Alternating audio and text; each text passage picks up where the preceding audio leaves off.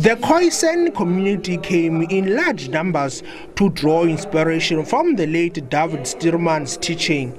Stuurman became involved in political activism during the 18th century when the Khoi and San people were dispossessed of their land by the colonists.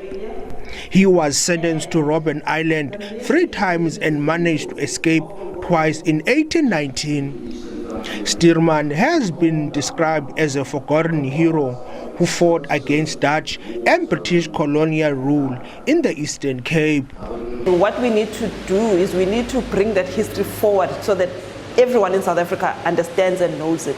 Dawid Stuurman was a large and giant figure in his time, and he held alliances with many African kings and brethren around him, like Gqeberha and Amandlambe.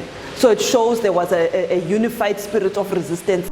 The younger generation has been urged to keep Stuurman's legacy alive.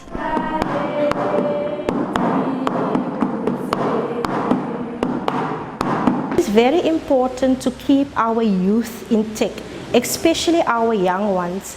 If we see today in the culture that we are running, and we are not that more intact with our culture, we form a culture which is more Western.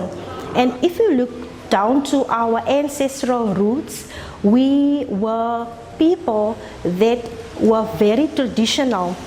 The memorial lecture was delivered under the theme, "You can torture the body, but you cannot destroy the soul."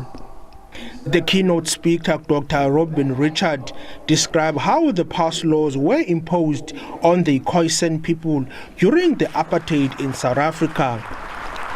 The life story of Dawid Stuurman is an illustration of how the soul and the quest for liberty and freedom keeps people alive, keeps them driven. You know, and that for me is very inspirational. Stuurman was born in 1773 and died in Australia in 1830. Zolani, Moya, SABC News, Gqeberha.